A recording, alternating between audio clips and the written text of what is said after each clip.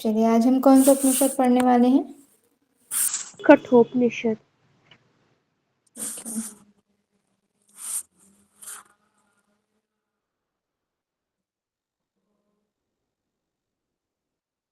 मैंने जो बुक भेजा था आप लोगों ने देखा? मैम, हमारे पास उस बुक की हार्ड कॉपी है।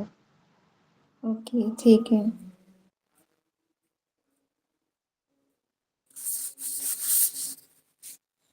चलिए, तो आज की कक्षा में आप सभी का स्वागत है। आज हम स्टार्ट करने जा रहे हैं, हमारा नया उपनिषद है, तीसरा उपनिषद कठोपनिषद। इसका परिचय हम देखते हैं। कठोपनिषद जो है कृष्ण यजुर्वेद की कठ शाखा के अंतर्गत आता है। ठीक है, कृष्ण यजुर्वेद की कठ शाखा से जो है कठोपनिषद को लिया गया है। इसमें जो है अध्याय 2 है और प्रत्येक अध्याय में 3-3 वल्लियां हैं, अर्थात उसके जो सब चैप्टर है उसके अंतर्गत। ठीक है, हम और अतिरिक्त जो है 3-3 वल्लियां पढ़ेंगे। तो प्रथम अध्याय में 3 वल्लियां और द्वितीय अध्याय में 3 वल्लियां हैं। इस प्रकार से टोटल हमारे 2 अध्याय और 6 वल्लियां हैं। ठीक है, यह उपनिषद कठ ऋषि के नाम से जुड़ा हुआ है। ठीक है, अर्थात इस उपनिषद को किसने लिखा हुआ है? कठ ऋषि ने, उनके नाम से जुड़ा हुआ है, इसलिए इस उपनिषद का नाम कठोपनिषद रखा गया या पड़ा। जहां पर क का अर्थ बताया गया है ब्रह्म, ठ का अर्थ बताया गया है निष्ठा, अर्थात ब्रह्म में निष्ठा उत्पन्न करने वाला उपनिषद जो है कठोपनिषद कहा गया है। ठीक है, तो कठोपनिषद जो है कृष्ण यजुर्वेद की कठ शाखा के अंतर्गत आता है। इसमें प्रत्येक में 2 अध्याय हैं और प्रत्येक अध्याय के अंतर्गत 3-3 वल्लियां हैं। यह उपनिषद जो है कठ ऋषि के नाम से जुड़ा हुआ है, इसलिए इसे कठोपनिषद कहा गया। जहाँ पर क का अर्थ ब्रह्म से बताया गया और ठ का अर्थ बताया गया निष्ठा, अर्थात ब्रह्म में निष्ठा उत्पन्न करने वाले उपनिषद को कहा गया है कठोपनिषद। इसमें वाजश्रवस अर्थात जो उद्दालक ऋषि हैं उन्हें वाजश्रवस भी कहा जाता है। तो वाजश्रवस और उनके पुत्र जो नचिकेता है, ठीक है, और नचिकेता और यमराज के बीच का संवाद है, यानी कि 3 लोगों के बीच का ये संवाद है। पहले तो वाजश्रवस और उनके पुत्र जो नचिकेता है उनके बीच संवाद होगा। उसके बाद जब नचिकेता यमराज जी के पास जाएंगे तो नचिकेता और यमराज के बीच जो है संवाद होगा आत्मा को लेकर। इसके रचयिता कठ नाम के तपस्वी आचार्य थे। ठीक है, वे मुनि वैशंपायन के शिष्य तथा यजुर्वेद की कठ शाखा के प्रवर्तक थे। जो कठ ऋषि हैं वो किसके शिष्य थे या प्रवर्तक थे? तो मुनि वैशंपायन। ठीक है, जो कठ ऋषि हैं वो मुनि वैशंपायन के शिष्य और यजुर्वेद की कठ शाखा के प्रवर्तक माने जाते हैं कठ ऋषि। ठीक है, और इन्हीं के नाम पर ही कठोपनिषद रखा गया है। कठोपनिषद की विषय वस्तु अगर हम देखें इसमें, तो हम देखेंगे योग की परिभाषा, आत्मा का रहस्य हम पढ़ेंगे कि आत्मा का जो है मृत्यु के पश्चात उसका होता क्या है। ठीक है, और आत्म अनुभूति का रहस्य, ये 3 चीज हम इसमें देखेंगे। क्या क्या? योग की परिभाषा, आत्मा का रहस्य व आत्मा का स्वरूप, और आत्म अनुभूति का रहस्य या आत्म अनुभूति की अवधारणा।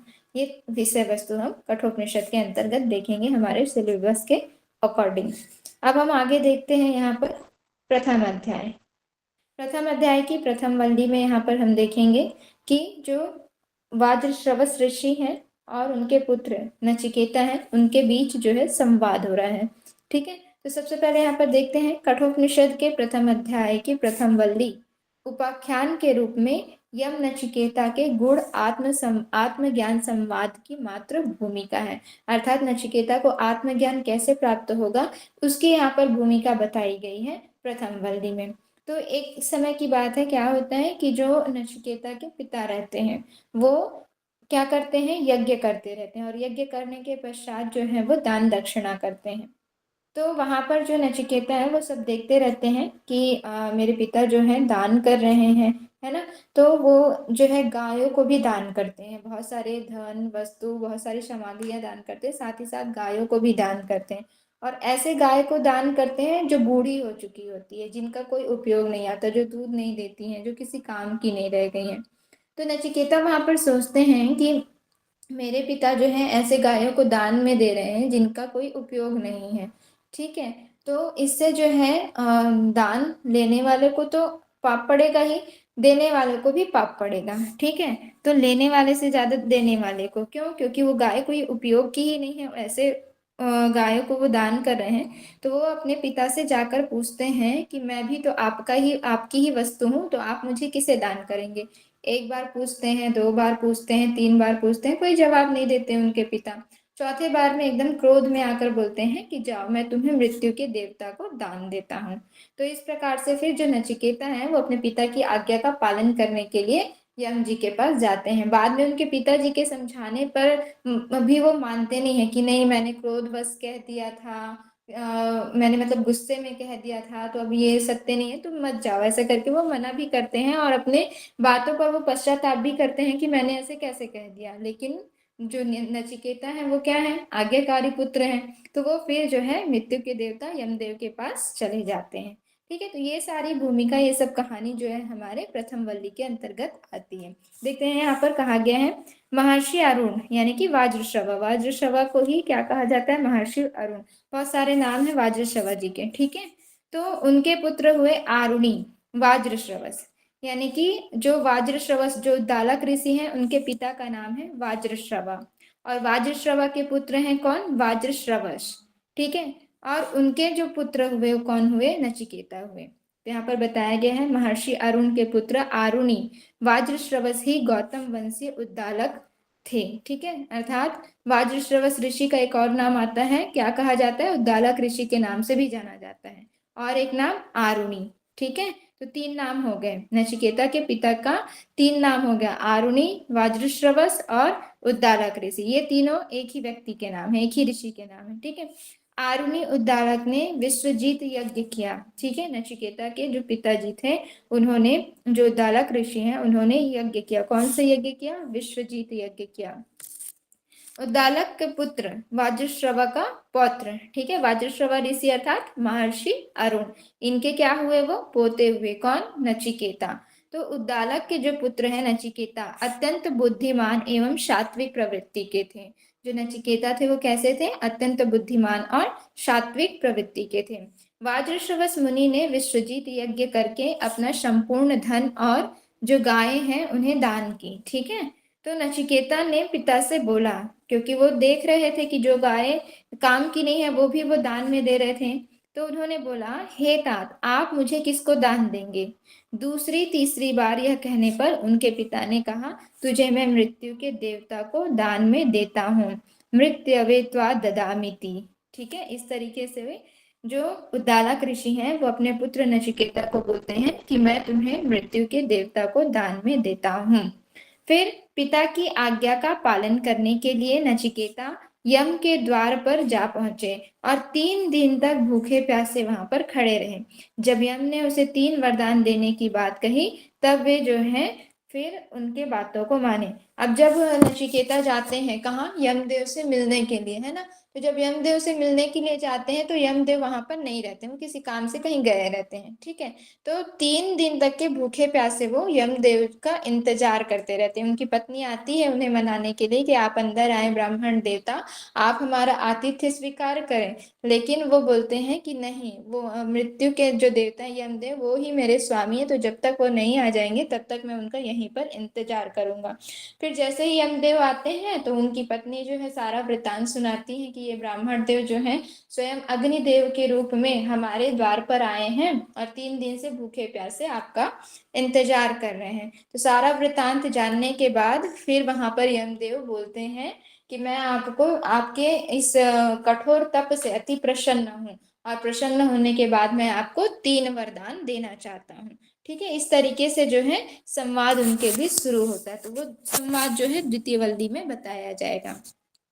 क्लियर है ये? आगे बढ़े।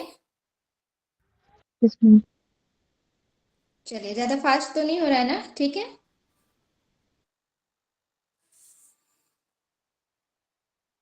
चलिए अब हम देखते हैं नचिकेता के 3 वरदान कौन कौन से थे। तो जब यमदेव बोलते हैं कि मैं तुमसे बहुत प्रसन्न हूं कि तुमने 3 दिन तक भूखे प्यासे मेरा यहाँ पर इंतजार किया, है ना, तो आप मुझसे जो है 3 वरदान मांगो। तो सबसे पहले नचिकेता वरदान मांगते हैं। उनका पहला वरदान रहता है कि शांत संकल्पना सुमना, अर्थात पिता का जो क्रोध है मेरे प्रति वो शांत हो जाए, और जब मैं यहाँ से वापस जाऊं तब वो पूर्ववत जैसे मुझसे व्यवहार करते थे वैसे ही मुझसे प्रसन्न चित्त होकर व्यवहार करें। ये नचिकेता का पहला वरदान था जो उन्होंने यमदेव से मांगा। क्या मांगा? शांत संकल्पना सुमना, अर्थात पिता का जो क्रोध है मेरे प्रति वह शांत हो जाए, और जब मैं वहां जाऊं वापस लौटकर तो पहले की तरह पूर्ववत वो मुझसे प्रसन्न चित्त होकर व्यवहार करें।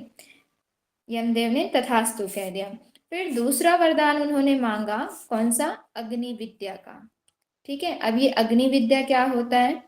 तो जो अग्नि विद्या अर्थात जो स्वर्ग लोक में जो देवी देवता रहते हैं, ठीक है, वो मतलब बिना अन्न जल ग्रहण किए बिना ही उनको वो एनर्जी प्राप्त होती है जिससे वो अपना कार्य करते रहते हैं, जीवित रहते हैं, उन्हें इन सब की जरूरत नहीं होती।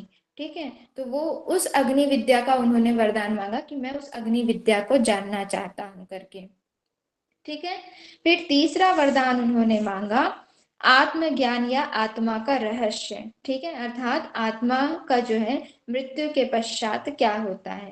तो जब उन्होंने तीसरा वरदान मांगा तब यमदेव जी जो हैं उन्हें तरह तरह के प्रलोभन देने लगते हैं। पहला आप वरदान मांग लिए, ठीक है बोले यमदेव जी, ठीक है पहला वरदान मैं आपको दे दिया, दूसरा वरदान भी मैं आपको बता दिया, अब तीसरा वरदान आप मत मांगो, उसकी जगह पर आप कुछ और अन्य वर भी मांग लो। ठीक है, वहां पर उन्होंने तरह तरह के प्रलोभन दिए, साथ ही साथ अन्य वर में ये भी कहा कि जो अग्नि विद्या मैंने तुम्हें प्रदान की है, ठीक है, वह तुम्हारे नाम से ही प्रख्यात होगी, अर्थात यह जो अग्नि विद्या है वो तुम्हारे नाम से जानी जाएगी, नचिकेता अग्नि के नाम से जानी जाएगी। ये अन्य वर दिया। ठीक है, स्वर्गलोक में यहाँ पर बताया गया है भय शोक मृत्यु जरा भूख प्यास से रहित है, अर्थात अग्नि विद्या के विषय में बताया गया है कि जो स्वर्गलोक के जो देवता देवी देवता वहां पर जो निवास करते हैं, जो निवासी हैं, वो भय शोक मृत्यु जरा भूख प्यास इन सब से रहित होते हैं, इसे ही अग्नि विद्या कहा जाता है। ठीक है, इस विद्या को अनंत लोक की प्राप्ति कराने वाली उसकी आधार रूपा और हृदय गुहा में स्थित समझो। और यह अग्नि विद्या कहाँ स्थित होती है? तो ये हमारे हृदय गुहा में ही स्थित होती है जो अनंत लोक की प्राप्ति कराती है। ठीक है, तो यहाँ पर जो है अग्नि विद्या का महत्व बताया गया कि अग्नि विद्या क्या है बताया गया। तो भय शोक मृत्यु जरा भूख प्यास इन सब से रहित है, इसे ही अग्नि विद्या कहा जाता है, और यह विद्या जो है अनंत लोक की प्राप्ति कराने वाली होती है, सबकी आधार रूपा है, और यह हमारे कहाँ स्थित है? हृदय गुहा में ही स्थित है। ठीक है, यहाँ इसे संस्कृत में बताया गया है अनंत लोकाप्ति मथो प्रतिष्ठाम विदधि त्वमेतम निहितम गुहायाम, अर्थात जो अग्नि विद्या है वो अनंत लोक की प्राप्ति कराती है, और अनंत लोक की प्राप्ति कराने के साथ साथ जो है ये कहाँ स्थित है? हमारे हृदय गुहा में स्थित है। जो इसे जान लेता है वह भय शोक मृत्यु जरा भूख प्यास इन सब से रहित होता है। ठीक है, इन सब से डिटैच होता है।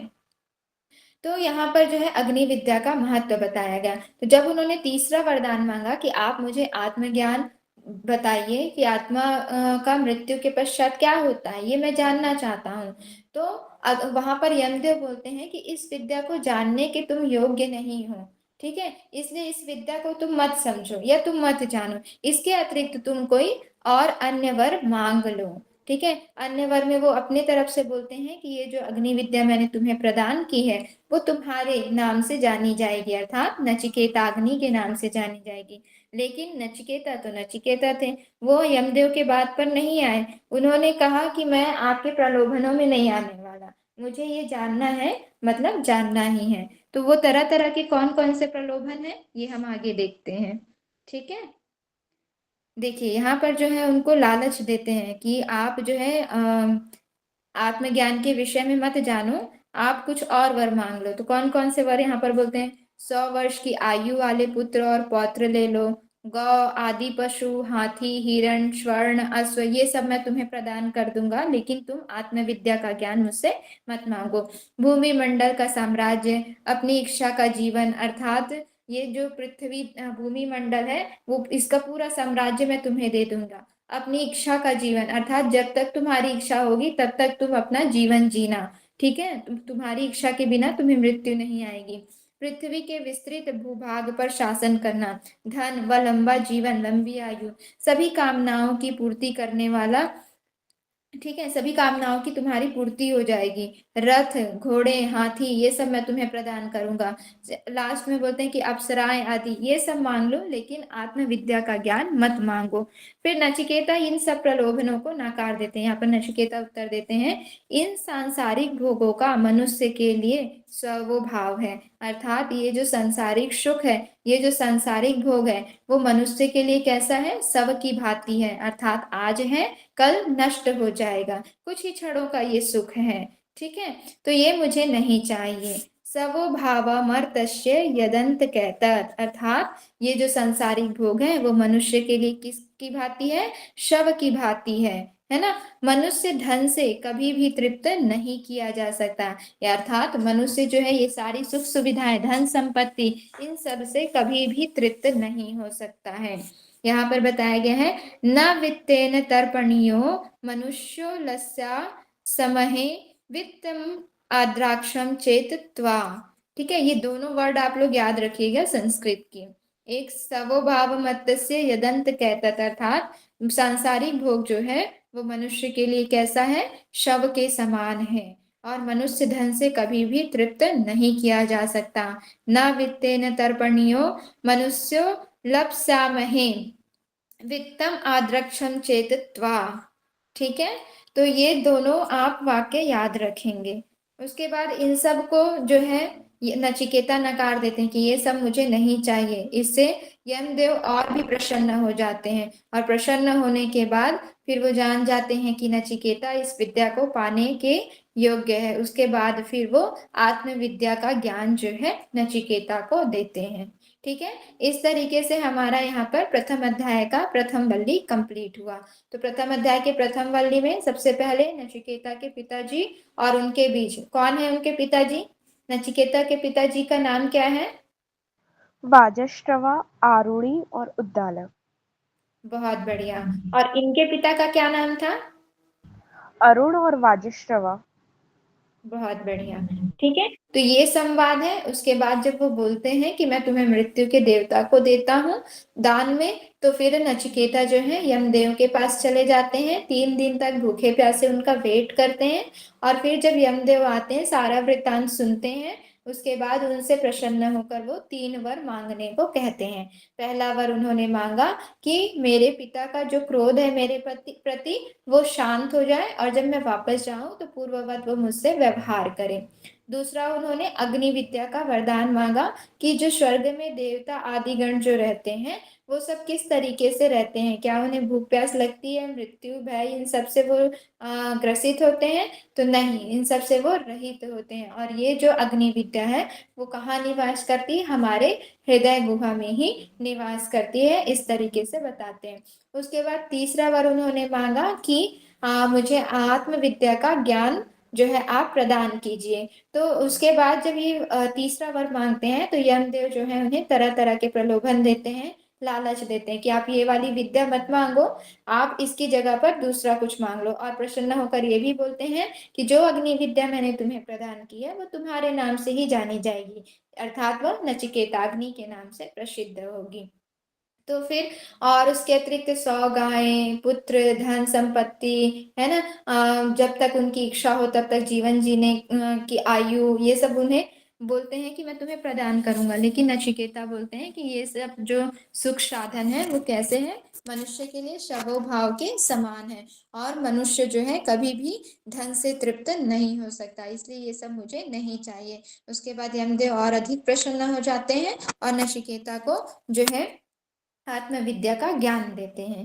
ठीक है, अब आते हैं हम द्वितीय वल्ली में। कितने अध्याय हैं इसमें कठोपनिषद में? 2 अध्याय हैं और प्रत्येक प्रत्येक की 2-2 वल्लियां हैं। ना ना, 3 3 वल्ली है। 3-3 वल्लियां हैं। हाँ, पहले अध्याय की भी 3 वल्लियां और दूसरे अध्याय की भी 3 वल्लियां। अब हम यहाँ पर द्वितीय वल्ली देखते हैं। यमराज जी जो हैं उनको आत्मविद्या का ज्ञान देते हैं। तो सबसे पहले यहाँ पर जीवन यात्रा के 2 मार्ग बताते हैं। जीवन यात्रा के 2 मार्ग बताए हैं, श्रेय मार्ग और प्रेय मार्ग। यहाँ पर श्लोक में बताया गया है नीचे। श्रेयस्य प्रेयस्य मनुष्यं तस्त समरीत्य विविनक्ति धीरः श्रेयो हि धीरो अभिप्रेयसो वृणीते प्रेयो मंदो योगक्षेमात् वृणीते। अर्थात ये जो जीवन यात्रा है, ये जो जीवन है हमारा, उसके दो मार्ग हैं। कौन कौन से? पहला है श्रेय मार्ग और दूसरा है प्रेय मार्ग। श्रेय मार्ग जो है कल्याण का साधन है, अर्थात हमें मोक्ष की ओर लेकर जाता है। ठीक है, जो बुद्धिमान मनुष्य होते हैं वो श्रेय मार्ग को अपनाते हैं, जो कि नित्य है, विद्या से ग्रसित है, विद्या युक्त है, आध्यात्मिक उन्नति की ओर जो है मनुष्य को लेकर जाता है। और जो प्रिय मार्ग है, प्रिय लगने वाले भोगों का साधन है, अर्थात सांसारिक सुख सुविधा की ओर मनुष्य को लेकर जाता है। ठीक है, जो कि अनित्य है, अविद्या से युक्त है, पथ भ्रष्ट करने वाला, भौतिक मंद बुद्धि वाले योगक्षेम में पढ़कर प्रिय मार्ग को अपनाते हैं। ठीक है, अर्थात जो संसार के बंधन में बंधना चाहते हैं, जो अविद्या युक्त व्यक्ति होते हैं, ठीक है, जिन्हें जो अज्ञानी होते हैं, वो साधक कौन से उसको अपनाते हैं? प्रेय मार्ग को अपनाते हैं, जो हमें सांसारिक सुखों की ओर लेकर जाता है। लेकिन जो बुद्धिमान मनुष्य होते हैं वो श्रेय मार्ग को अपनाते हैं, जो कि कल्याण का मार्ग है, मोक्ष का मार्ग है, विद्या से युक्त है, नित्य है। ठीक है, तो अब ये आपको डिसाइड करना है कि आप श्रेय मार्ग की ओर जाना चाहोगे या प्रेय मार्ग की ओर जाना चाहोगे। दो मार्ग हैं, है ना, और दोनों के लिए आप स्वतंत्र हैं। आप किस ओर जाना चाहेंगे ये आपके ऊपर निर्भर करता है। ठीक है, तो यहाँ पर जो है यमदेव जी जो है बताते हैं कि जीवन के दो मार्ग हैं, श्रेय मार्ग और प्रेय मार्ग। श्रेय मार्ग कल्याण का मार्ग है, मोक्ष की ओर लेकर जाता है। बुद्धिमान जो साधक होते हैं वो श्रेय मार्ग को अपनाते हैं, और प्रेय मार्ग जो है वो प्रिय लगने वाला, अर्थात भोगों की ओर लेकर जाने वाला है, सांसारिक सुविधाओं की, सुख सुविधाओं की ओर लेकर जाता है, जो कुछ ही क्षण के लिए होता है, बाद में वो नष्ट हो जाता है। ठीक है, लेकिन जो मंद बुद्धि वाले व्यक्ति होते हैं वो प्रेय मार्ग को अपनाते हैं। तो ये दो मार्ग आप अच्छे से याद रखेंगे। कठोपनिषद के अनुसार दो मार्ग बताए गए हैं, जीवन के श्रेय मार्ग और प्रेय मार्ग। फिर आते हैं हम, ओम का स्वरूप यहाँ पर बताया गया है। देखते हैं ओम का स्वरूप क्या कहा गया है। एतद अध्वाक्षरम ब्रह्म, एतद अध्वाक्षरम परम, एतद अध्वाक्षरम ज्ञात्वा यो यदीक्षति तस्य तत्। अर्थात जिसकी इच्छा करते हुए ब्रह्मचर्य का पालन करें। किसकी इच्छा करते हुए? ओम की इच्छा करते हुए, ओम का ध्यान करते हुए। ओम यह अक्षर ही क्या है? ब्रह्म है, और यह अक्षर ही क्या है? परम ब्रह्म है। ठीक है, यहाँ पर बताया गया है एतद अध्वाक्षरम ब्रह्म, यानी कि जो ओम अक्षर है वह ही ब्रह्म है, और जो ओम अक्षर है वह परम ब्रह्म भी है। एतद आलम्बनम श्रेष्ठम, एतद आलम्बनम परम, एतद आवलंबनम ज्ञात्वा ब्रह्मलोके महीयते। अर्थात ये जो ओमकार है वो सभी में श्रेष्ठ बतलाया गया है, और यह किस ओर लेकर जाता है? ब्रह्मलोक की ओर लेकर जाता है। ठीक है, यहाँ पर देखते हैं, जिसकी इच्छा करते हुए साधक गण ब्रह्मचर्य का पालन करते हैं। ओम यह अक्षर ही ब्रह्म है, और यह अक्षर ही परम ब्रह्म, यानी कि ओम को ही ब्रह्म और परम ब्रह्म कहा गया है। इस अक्षर को जानकर जो इसकी इच्छा करता है उसे वह मिल जाता है, अर्थात जिसने ओम को जान लिया, जिसने ओम की इच्छा की, जिसने ओम का ध्यान किया, उसे वह ओम मिल जाता है, अर्थात परम तत्व प्राप्त हो जाता है। ओमकार ही श्रेष्ठ आलंबन है, ओमकार सर्वोच्च आलंबन अथवा आश्रय है। ठीक है, अर्थात ओमकार ही सब कुछ है। इस आलंबन को जानकर मनुष्य ब्रह्मलोक में महिमामय होता है, अर्थात जिसने ओमकार को जान लिया वह ब्रह्मलोक को प्राप्त हो गया, या ब्रह्मलोक में महिमामय होता है, अर्थात ऐश्वर्य को प्राप्त करता है। ठीक है, तो इसको याद रखेंगे।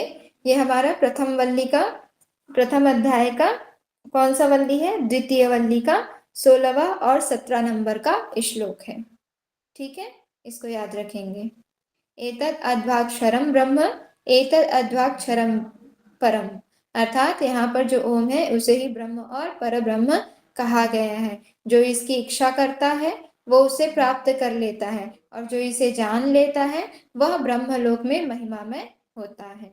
ठीक है, और ओमकार ही सभी में श्रेष्ठ है। क्लियर है ये? आगे बढ़े।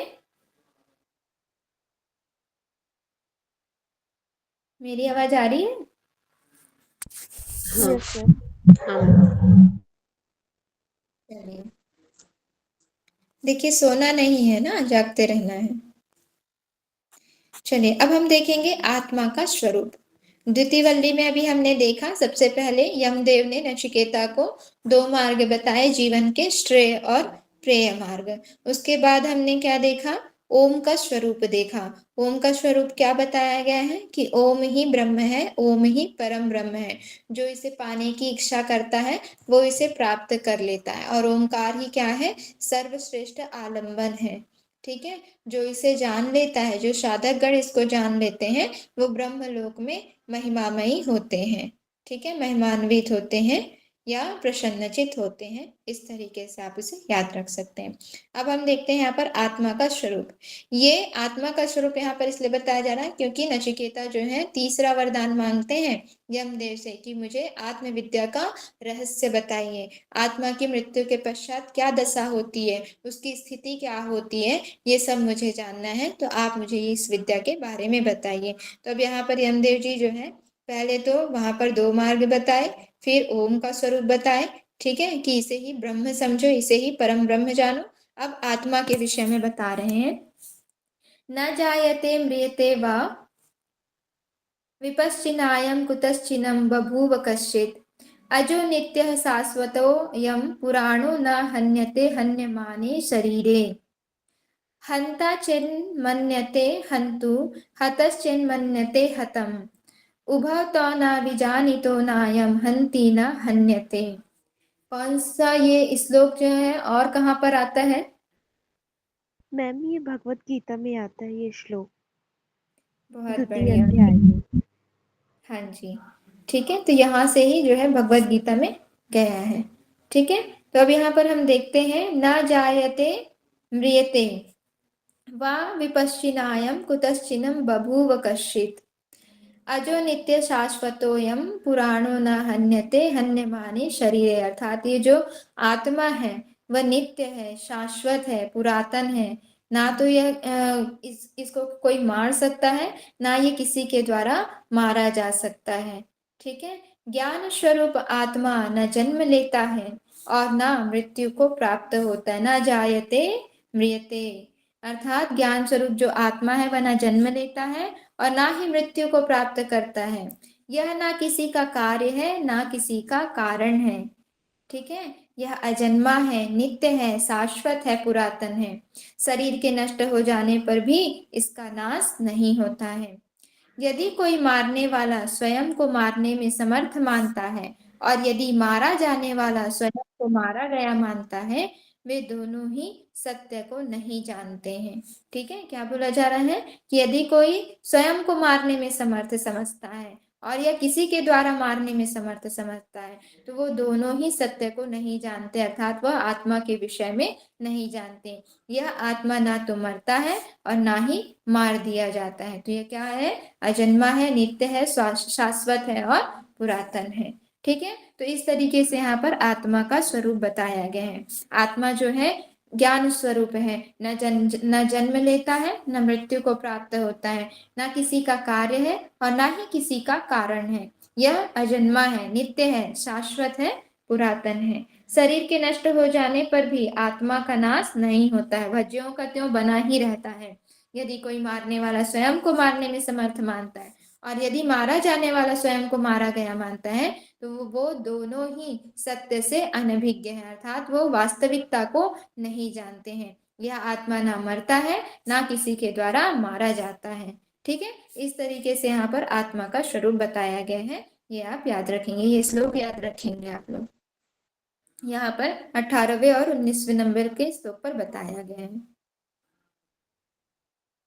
पूछा जा सकता है कि इस श्लोक का वर्णन किन किन ग्रंथों में आता है।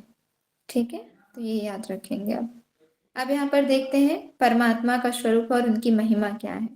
परमात्मा का स्वरूप यहाँ पर बताया गया है, वह अणु से भी अणु और महत बड़ा से भी बड़ा है, अर्थात वह अणु से भी अणु है, छोटा सा भी छोटा, सूक्ष्म से भी सूक्ष्म और महत बड़ा से भी बड़ा है। वह सोता हुआ बैठा हुआ भी सब स्थान पर पहुंचा हुआ है।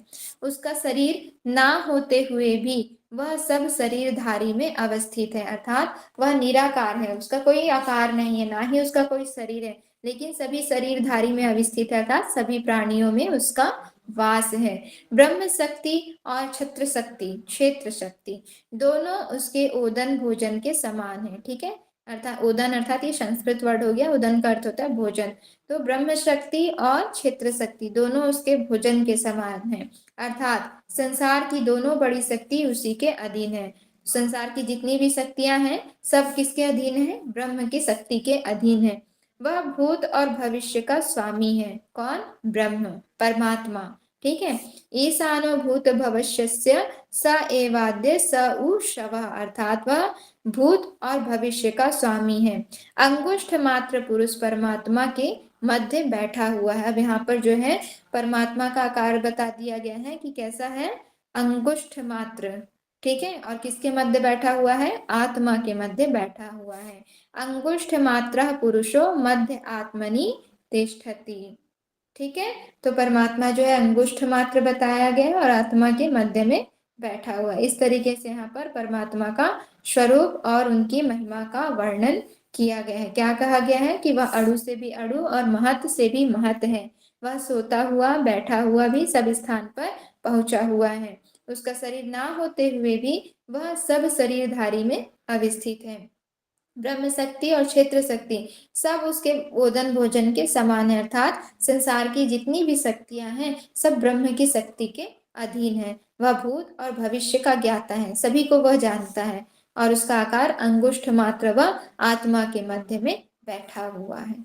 ठीक है, फिर परमात्मा किसको प्राप्त होते हैं और किसको नहीं होते हैं, ये यहाँ पर बताया जा रहा है। चलिए देखते हैं किसे प्राप्त होंगे और किसे नहीं होंगे। जो बुरे आचरणों से निवृत्त नहीं हुआ है, अर्थात जो बुरे आचरणों से ग्रसित है, हर वक्त बुराई करते रहता है, दुष्कर्म करते रहता है ना, गलत आचरण करते रहता है। जो शांत है, न वह जिसके मन व इंद्रिय संयमित है। ठीक है, जिसके मन व इंद्रिय संयमित नहीं है उसे परमात्मा प्राप्त नहीं हो सकते। तो किसे किसे नहीं हो सकते? जो बुरे आचरणों से निवृत्त है, ठीक है, निवृत्त नहीं हुआ है, यानी कि जो बुरे आचरणों से ग्रसित है, जो अशांत है, जिसके मन व इंद्रिय संयमित नहीं है, ठीक है, जिसका मन शांत नहीं है, वह परमात्मा को प्राप्त नहीं कर सकता। और परमात्मा को कौन नहीं प्राप्त कर सकता? तो किस प्रकार से नहीं प्राप्त किया जा सकता? तो ना तो प्रवचन से, ना बुद्धि से और ना बहुत सुनने से ही परमात्मा जो है प्राप्त होते हैं। ठीक है, तो यहाँ पर जो है दो प्रकार से बताया गया है। जो बुरे आचरण करते हैं, जो अशांत है, जिनका मन शांत नहीं है, ठीक है, जिनकी मन व इंद्रियां संयमित नहीं है, वह परमात्मा को प्राप्त नहीं कर सकते। और परमात्मा को कैसे प्राप्त नहीं किया जा सकता? तो ना तो अधिक प्रवचन से, ना बुद्धि से, ना बहुत सुनने से ही परमात्मा प्राप्त होते हैं। तो परमात्मा कैसे प्राप्त होंगे? ध्यान से, साधना से, सत्कर्म करने से, कीर्तन करने से, नाम जप करने से। ठीक है, तो ऐसे हमको परमात्मा प्राप्त होंगे। सबसे पहले जो है अपने धर्म का पालन करने से। नायाम आत्मा प्रवचनेन लभ्यो न मेधया न बहुना श्रुतेन, अर्थात ना तो अधिक प्रवचन से, ना अधिक बुद्धि से और ना ही अधिक सुनने से और ना ही अधिक बोलने से। ठीक है, प्रवचन से हो गया यानी कि बोलने से, बुद्धि से और ना ही बहुत सुनने से। ठीक है, तो ये तीन चीजें याद रखेंगे जिससे परमात्मा को प्राप्त नहीं किया जा सकता है। ठीक है, चलिए देखते हैं तृतीय वल्ली में बताया गया है परमात्मा किसको प्राप्त होते हैं। तो किसको प्राप्त होते हैं परमात्मा? परमात्मा स्वयं जिसका वर्ण करते हैं वही उसे प्राप्त कर सकते हैं। सबसे पहले तो परमात्मा की कृपा होनी बहुत ही आवश्यक है। बोलते हैं ना कि हम सफलता तभी प्राप्त कर पाएंगे, हम अपने लक्ष्य को तभी प्राप्त कर पाएंगे जब परमात्मा की कृपा होगी। चाहे हम कितना भी मेहनत कर लें, लेकिन साथ ही साथ उसमें परमात्मा का भी, बड़ों का भी आशीर्वाद होना बहुत ही आवश्यक है।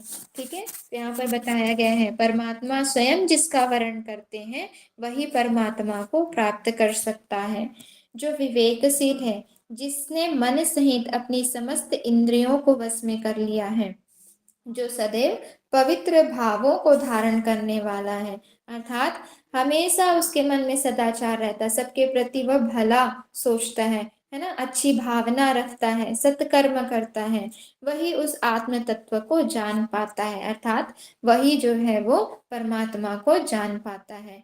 ठीक है, तो सबसे पहले यहाँ पर बताया गया कि परमात्मा किसको प्राप्त होंगे, तो परमात्मा जिसका स्वयं वर्ण करते हैं उसको प्राप्त होते हैं। साथ ही साथ जो विवेकशील है, जिसने मन सहित अपनी समस्त इंद्रियों को वश में कर लिया है, जो पूरे तरीके से शांत है, जो सदैव मन में पवित्र भावों को धारण करता है, ठीक है, वही जो है परमात्मा को जान सकता है। एस सर्वेषु भूतेषु गूढ़ात्माना प्रकाशते दृश्यते तवग्रया बुद्धिया सूक्ष्मया सूक्ष्मदर्शी भी। अर्थात ये प्रथम खंड का तृतीय वल्ली का 12वां श्लोक है या 12वां मंत्र है, इसको आप लोग याद रखेंगे। एस सर्वेषु भूतेषु गूढ़ात्माना प्रकाशते, अर्थात समस्त प्राणियों में छुपा हुआ यह आत्म तत्व प्रकाशित नहीं होता है।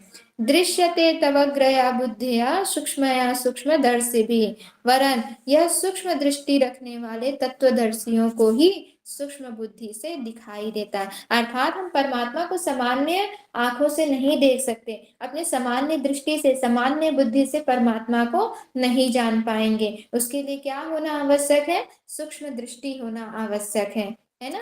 जैसे संजय को भगवान जी ने, वेद व्यास जी ने क्या दिया था, दिव्य दृष्टि प्रदान की थी, तभी वो कुरुक्षेत्र की जो जितनी भी घटनाएं वहां पर हो रही थी वो सबको वो देख पा रहे थे, है ना। जब अर्जुन को भगवान श्री कृष्ण ने अपने विराट स्वरूप का दर्शन कराया, तब भी अर्जुन जो है वो अपने सामान्य दृष्टि से नहीं देख पाते उनके विराट स्वरूप को, तो पहले उन्होंने क्या किया, उन्हें दिव्य दृष्टि प्रदान की, है ना, उनको उनकी आंखों को देखने योग्य बनाया, तब वो प्रभु के जो विराट स्वरूप का दर्शन कर पाए, है ना। तो वही यहाँ पर बताया जा रहा है कि जो क्या बोलते हैं, समस्त प्राणियों में जो छिपा हुआ प्रकाश स्वरूप आत्मा है, यानी कि हम भी अभी अपने आत्म स्वरूप को नहीं जान पाए हैं। क्यों? क्योंकि अभी हम मोह माया इन सब के बंधनों से ग्रसित हैं, है ना। काम क्रोध जो हमारे 3 गुण हैं इन सब से ग्रसित हैं, हमारी इंद्रियां भी संयमित नहीं हुई, इसलिए हम अपने स्वयं के आत्म प्रकाश जो हमारे भीतर प्रकाश है उसको नहीं जान पाते। जैसे ही ये सब आवरण हटेगा, अब हमारा मन संयमित होगा, इंद्रियां सब संयमित हो जाएंगी, स्थिर हो जाएंगी, हमारी बुद्धि स्थिर हो जाएंगी, तब हम उस प्रकाश को देख पाएंगे। उसके लिए कैसी दृष्टि होनी चाहिए, तो सूक्ष्म दृष्टि की आवश्यक है, बता रहे हैं। ठीक है, तो जो सूक्ष्म दृष्टि रखने वाले जो तत्वदर्शी होते हैं वही जो है सूक्ष्म बुद्धि से जो है परमात्मा को देख पाते हैं। इसलिए कहा गया है एस सर्वेषु भूतेषु गूढ़ात्माना प्रकाशते दृश्यते तवग्रया बुद्धिया सूक्ष्मया सूक्ष्म दर्शी भी। जो कामना रहित, चिंता रहित और शोक रहित होते हैं वही परमात्मा की महिमा से या परमात्मा की कृपा से परमात्मा को देख पाते हैं। ठीक है, जो अभी जैसे मैंने बोला ना कि सबसे जब रहित हो जाते हैं, हमारी मन इंद्रियां सब संयमित हो जाती, बुद्धि स्थिर हो जाती, मन शांत हो जाता है, तब हम परमात्मा को देख पाते हैं। उसी प्रकार जब कामना रहित, चिंता रहित और जब शोक रहित हो जाते हैं, तभी जो है परमात्मा की कृपा से ही परमात्मा को देख पाते हैं। ठीक है, तो हमारा प्रथम वल्ली में हमने सब जो है यम नचिकेता और उनके पिताजी का संवाद पढ़ा। द्वितीय वल्ली में हमने जो है 2 मार्ग जाने, प्रेय मार्ग और श्रेय मार्ग, ओम का स्वरूप जाना, फिर ब्रह्म का स्वरूप और ब्रह्म ज्ञान का स्वरूप या उनकी महिमा को देखा। ठीक है, उसके बाद हमने तृतीय वल्ली और द्वितीय वल्ली में हमने ये भी जाना कि परमात्मा किसको प्राप्त नहीं होते हैं। ठीक है, फिर तृतीय वल्ली में हमने देखा कि परमात्मा किसको इसको प्राप्त होते हैं। तो जो विवेकशील होते हैं, जिनकी मन व इंद्रिय संयमित होती हैं, है ना, वो जो है परमात्मा को देख पाते हैं, जान पाते हैं। और सूक्ष्म दृष्टि से हम जो है परमात्मा को नहीं जान पाते। सॉरी, जो सामान्य आंखों से या सामान्य रूप से हम परमात्मा को नहीं जान पाते, उसके लिए सूक्ष्म दृष्टि व सूक्ष्म बुद्धि का होना आवश्यक है। और साथ ही साथ सबसे पहला जो है परमात्मा की कृपा होना आवश्यक है। ठीक है, अब हम देखते हैं परमात्मा प्राप्ति के क्या साधन बताए गए हैं। तो यहाँ पर देखते हैं, आत्मानं रथिनं विदधि शरीरं रथमेव तु, बुद्धिं तु सारथि विदधि मनः प्रग्रहमेव च, इंद्रियाणि हयानाहु विषयास्तेषु गोचरान्, आत्म इंद्रिय मनोयुक्तम भोक्तेत्याहु मनीषिणः। अर्थात यहाँ पर बताया गया है, यहाँ पर उपाधि दी गई कि आत्मा को क्या बोला गया है, यहाँ पर रथी कहा गया है, जो शरीर रूपी रथ पर सवार है। ठीक है, बुद्धि को क्या कहा गया है, सारथी कहा गया है। मन को क्या कहा गया है, उसके रथ के लगाम कहे गए, घोड़े के लगाम कहे गए हैं। ठीक है, इंद्रियों को कहा गया है घोड़ा, और विषयों को कहा गया है मार्ग, यहाँ पर बताया गया है। ठीक है, तो ये श्लोक और हमें कहाँ देखने को मिलता है इसी तरीके से, बताइए। मेरी आवाज आ रही है? Yes ma'am. हाँ। ऐसा ही श्लोक, ये हमें ऐसे ही साधन कहाँ देखने को मिलते हैं, हमारे कौन से ग्रंथ में,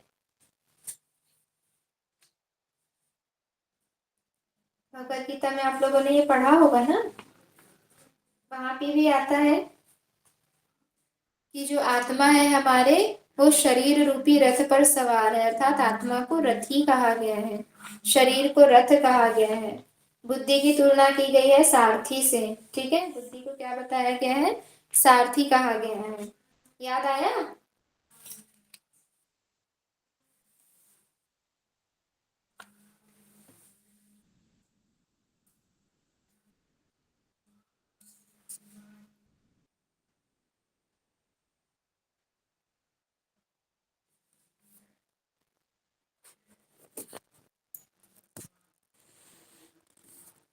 एक सेकंड रुकिएगा ना।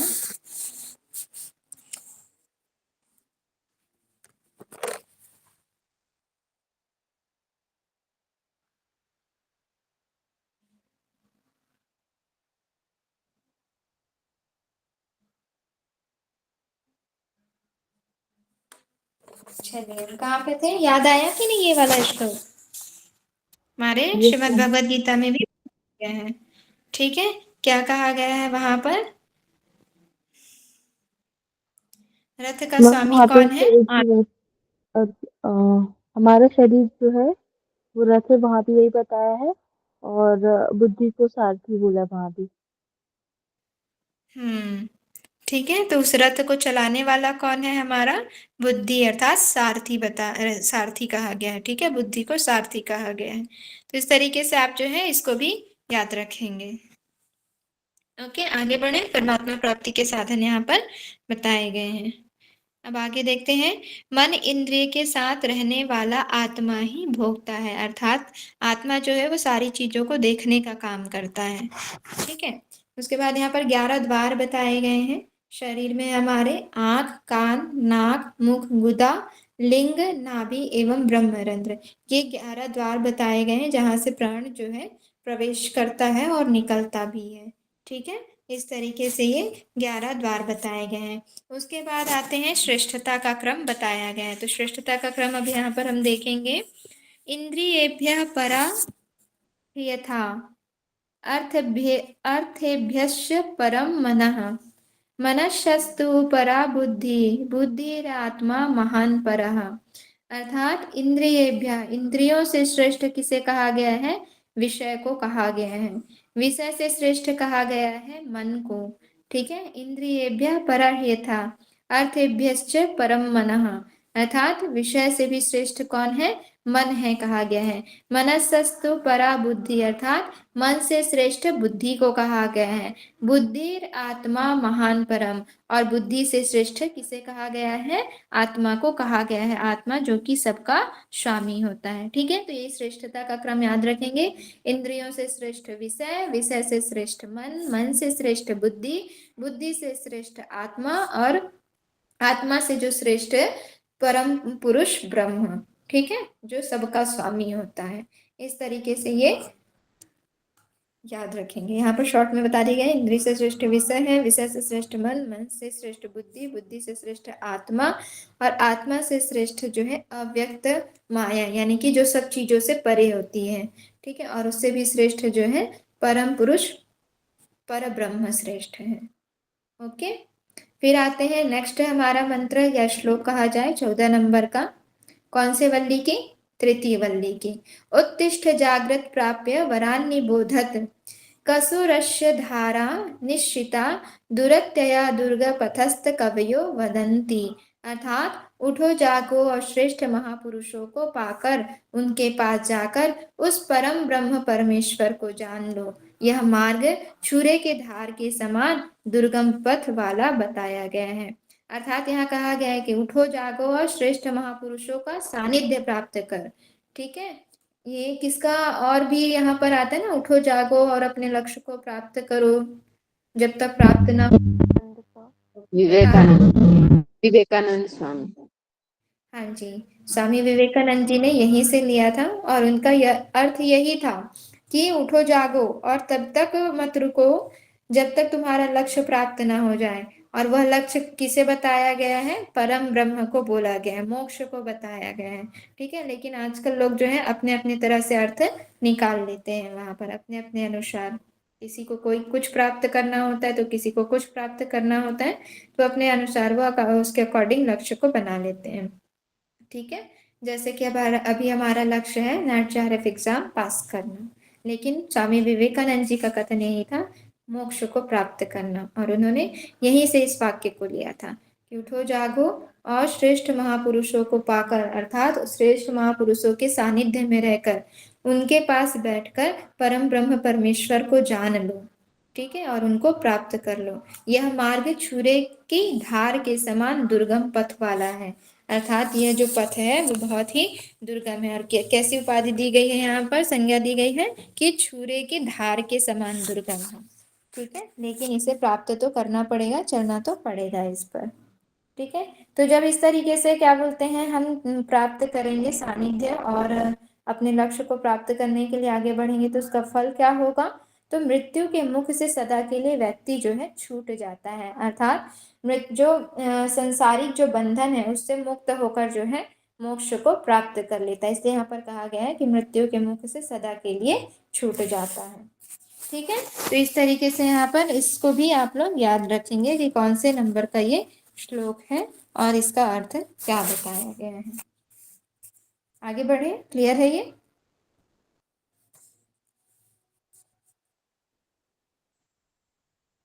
चलिए, तो यहीं पर रुके हम, द्वितीय अध्याय कल करेंगे। Yes Yes, ma'am. ma'am. ठीक है, तो प्रथम अध्याय में हमने देखा यम नचिकेता संवाद, है ना। सबसे पहले वो अपने पिताजी से संवाद करते हैं कि आप ये सब जो गाय वगैरह हैं धन संपत्ति दान दे रहे हैं, तो आप मुझे किसे दान देंगे? तो एक बार, दो बार, तीन बार बोलने पे उनके पिताजी कुछ नहीं बोलते। फिर से पूछने पर, अब बच्चे तो है नचिकेता, बार बार पूछते हैं, जैसे हम सभी अपने माता पिता से प्रश्न करते रहे होंगे छोटे में कि ये क्या है, इसको क्या बोलते हैं, इस तरीके से वो भी प्रश्न करते हैं। और फिर अंत में वो गुस्से में आकर बोलते हैं कि मैं तुम्हें मृत्यु के देवता को दान में देता हूँ। इस तरीके से वो अपने पिता का आज्ञा पालन करने के लिए यमदेव के पास चले जाते हैं, और 3 दिन तक भूखे प्यासे उनका जो है इंतजार करते रहते हैं। उसके बाद यमदेव आते हैं और उनसे प्रसन्न होकर 3 वर मांगने को कहते हैं। 3 वर कौन कौन से? तो पहला वर रहता है कि उनके पिता का जो क्रोध है नचिकेता के प्रति वो शांत हो जाए, और वापस जाने पर वो पूर्ववत उनसे व्यवहार करें।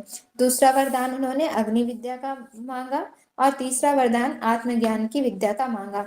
जब आत्मज्ञान की विद्या का वरदान मांगा तो यमदेव जो है वो तरह तरह के उन्हें प्रलोभन देते हैं कि तुम जो है 100 गाय ले लो, पुत्र ले लो, लंबी आयु ले लो, है ना, रथ हाथी घोड़े ले लो, अप्सराएं ले लो, ये सब वो बोलते हैं। लेकिन इन सब का उन्हें प्रलोभन नहीं रहता है नचिकेता को। वो बोलते हैं कि मुझे ये सब नहीं चाहिए, ये सब जो है किसकी भांति है, शव की भांति है, और मनुष्य जो है धन से कभी भी संतुष्ट नहीं हो सकता है। ठीक है, तो जो है यमदेव प्रसन्न हो जाते हैं। फिर द्वितीय वल्ली में उनको आत्मविद्या के विषय में बताते हैं। तब उन्हें जो है जीवन यात्रा के 2 मार्ग बताते हैं, श्रेय और प्रेय मार्ग। श्रेय मार्ग जो है मोक्ष का मार्ग है, कल्याण का मार्ग है, और प्रेय मार्ग जो है वो बंधन कारक है, यानी कि बंधन में बांधने वाला, सांसारिक सुखों की ओर लेकर जाता है। फिर यहाँ पर द्वितीय वल्ली में ही ओम का स्वरूप बताया गया है।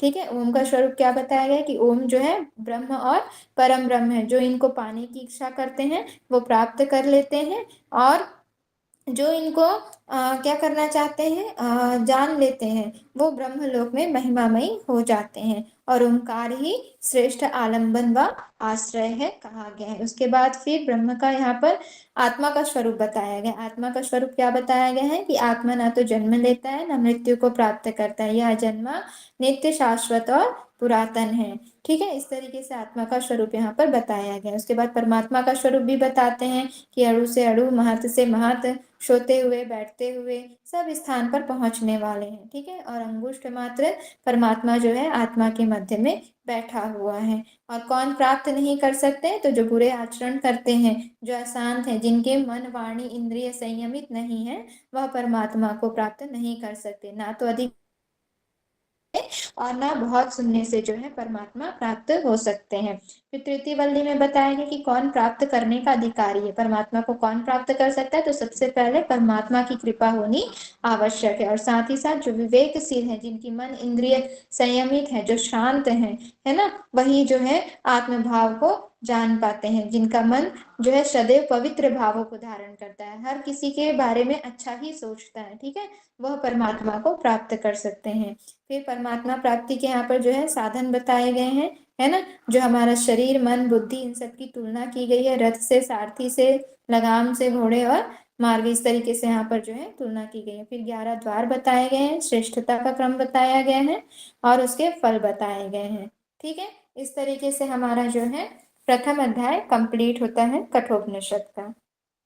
क्लियर है?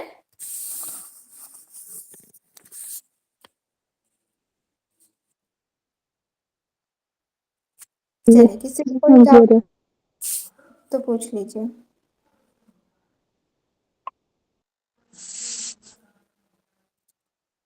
चलिए, तो द्वितीय अध्याय हम लोग कल देखेंगे। चलिए, सभी कमर गर्दन सीधी करें, आंखें सरलता से बंद, मन शांत, गहरी लंबी सांस लेते हुए ओम का उच्चारण तत्पश्चात शांति पाठ। ओम